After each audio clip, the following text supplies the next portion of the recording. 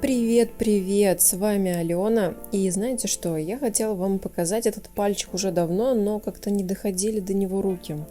В общем, особенность здесь достаточно стандартная и та, с которой не все умеют работать. Это очень тонкая, налипшая кутикула и на мягкой ногтевой пластине.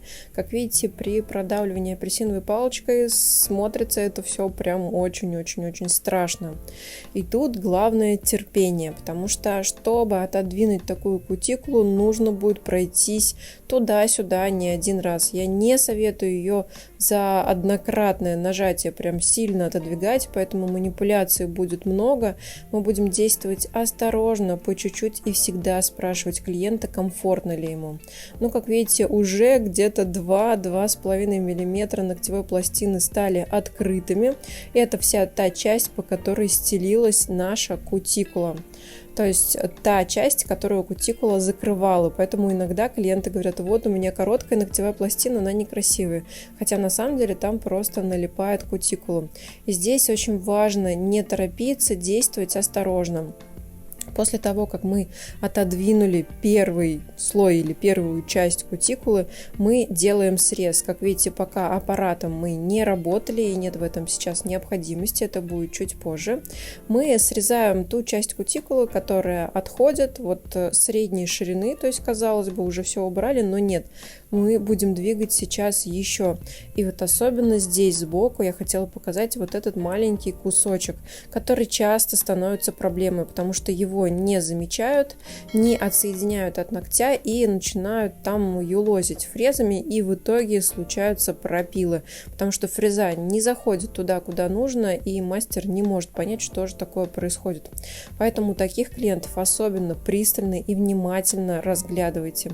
И нет ничего страшного в том, что вы 2, а может быть даже 3 раза будете проходиться апельсинкой или пушером, а также режущим инструментом. Это наоборот покажет вашу компетентность и тем более осторожность.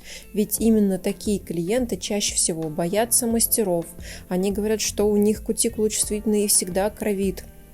Вот я прям неоднократно видела клиентов с подобной кожей, которые говорили: ой, вы знаете, я сразу вас предупрежу, у меня очень близко капилляры, у меня всегда во время маникюра идет кровь. Естественно, это не норма, не должна всегда идти кровь во время маникюра. Я все понимаю, мы все люди, и даже у меня иногда случаются казусы, но если человек прям такие заявления делает, что он всегда 100% железобетонно должен истекать кровью, конечно, это ненормально, и такого быть не должно. Таких я сразу успокаиваю, говорю: хорошо, давайте мы с вами сделаем все максимально аккуратно, я не пожалею на это времени. Такую кутикулу надо приручать и воспитывать, и, конечно, рекомендовать на домашний уход масла. И знаете, в чем прикол масла? Прикол масла не в том, насколько оно крутое или не крутое. Понятное дело, что желательно, чтобы оно было натуральное, чистое, хорошее по составу и так далее. То есть я всегда рекомендую хорошее масло. Но дело не в этом.